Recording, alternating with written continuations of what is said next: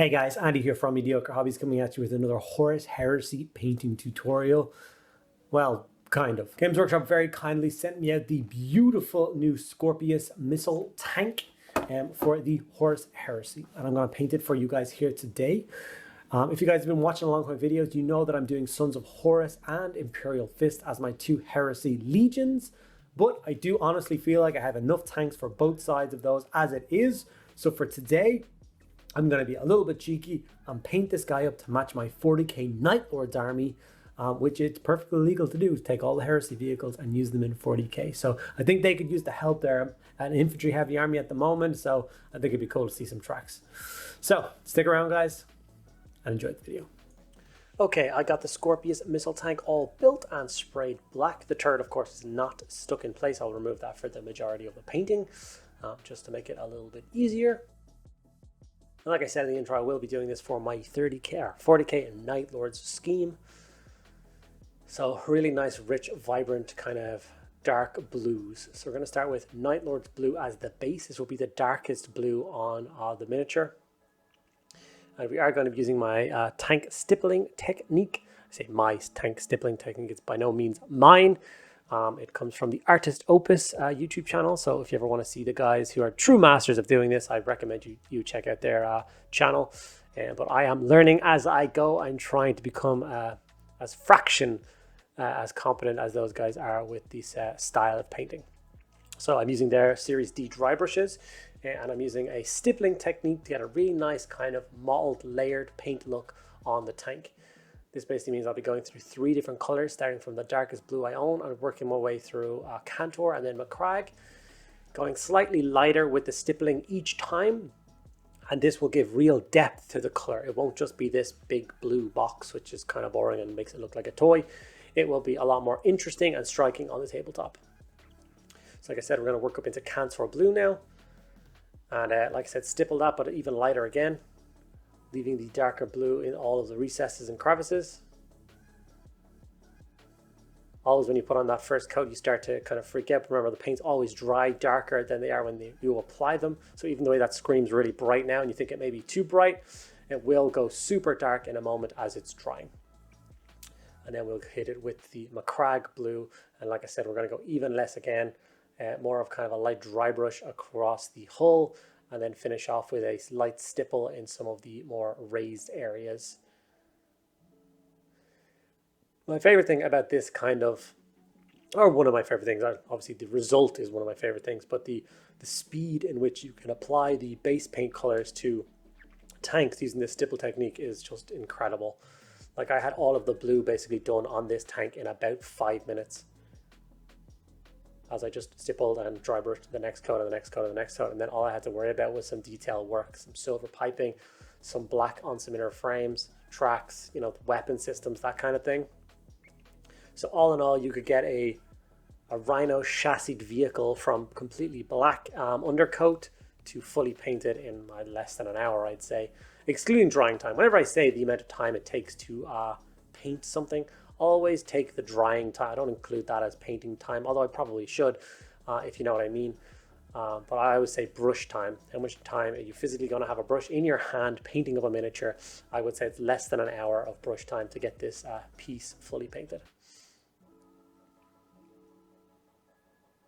This is of course the second piece of armor I'm adding to my Night Lords this week on the channel. So I hope you've enjoyed both of those videos.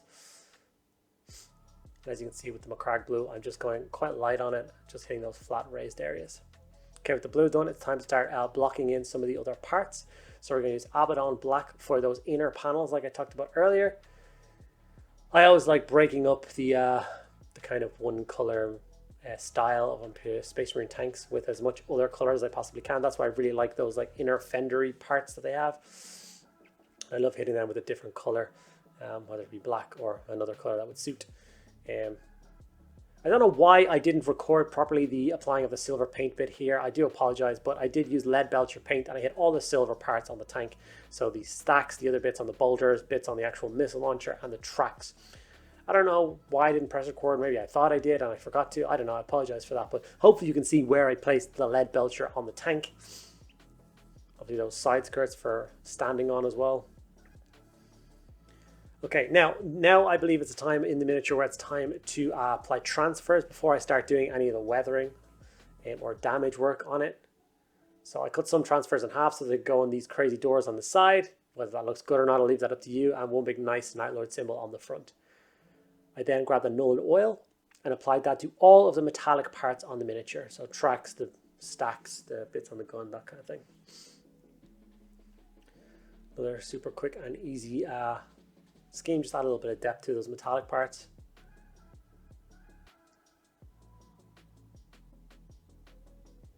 Once I said again, it is a nice, quick and easy scheme.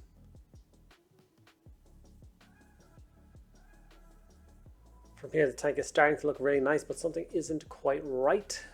So it's of course time for the traditional lightning. Now I have a specific way that I like and enjoy doing lightning on Nightlords. It's not amazing. I'm not a freehand painter, so lightning is not my favorite thing in the world. But I will try my best to make it as easy as possible if you guys are like me, but still want to include lightning on your vehicles. I use Ulthuan Grey, and I basically do one long squiggly line, and then I have one or two other squiggly lines venturing off from that. That's all I do. That is the base for the shape of the lightning. Everything past the shape of the lightning is super easy. I do wish that I was better at the shapes of lightning, but I don't know, it's just not in me. So after you have gotten all of the lightning shapes on the miniature, as you can see, these don't look particularly good. I apply Talazar blue all over them. That gives them that electronic blue kind of sheen to them, as if it's literally an arc of lightning. It also dulls them down a little bit against the blue of the tank. Makes them pop against the black though. After I have done the Talazar blue, I go back with Ulthuan Grey, and I basically highlight those arcs of lightning a little bit anywhere where there's like a little bump or a little scraggle, or you know what I mean, any of the different changes directions. Just a quick touch of the Ulthuan Grey makes the lightning pop. I think it makes it look a lot better than I thought it should look, considering the effort I put in, but it's worth it in the end. I also took the time to use the Ulthuan Grey to block in all of the lights and stuff on the front of the tank, so that I could come in with Iron Jaws yellow and apply that over them to give you that like traditional headlight color. Whether this is the correct color to use on a Nightlord's vehicle, I'm not really sure. Maybe I should have gone for a red or a green or a purple. But this is a couple times now on a couple of different vehicles I've used this Iron Jaws yellow, and I think it works a treat. I think it looks great. So I'm going to continue using it until somebody tells me that I should stop. I then went with some snake white leather and I applied this to some of the metallic parts because the tank was still looking a little flat. And Mr. Golden Shin suggested I grab some snake white leather contrast and apply it to some of the metallic areas of the tank to change the silver into a nice brass or bronze, which of course suits Chaos down to the ground. They are well renowned for having gold and bronze featured across their tanks. This was a huge helpful tip from him, so big thanks if he is listening. And then of course for me, I can never really leave a tank alone at the end. I like them to be kind of battle worn, a bit dirty, so I grabbed some AK weathering powder. I think it was light rust that I used for this one.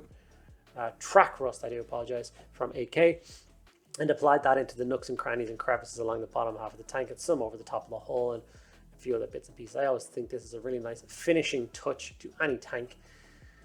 And with that, I now have a Scorpius Missile Tank fully painted and ready to be fielded alongside my Nightlords.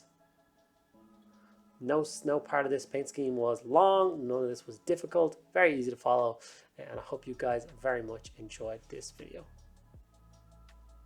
Okay guys, and there we have it, one Scorpius Missile Tank ready to be fielded alongside my Nightlords army for 40k or 30k, depending on whichever one you want to paint it for. Thank you guys so much for watching the video. If you enjoyed it, make sure you drop it a like. If you have any questions, comments below, and I will get back to each and every one of you guys. And if you like what I do, want to support me, two main ways to do it. One, hit that subscribe button. It really does make a huge difference. And two, there's links to my Patreon below, and you can see all the different benefits you can get out of joining that down there. Thank you guys so much for watching to the end of the video. I'll see you in the next one.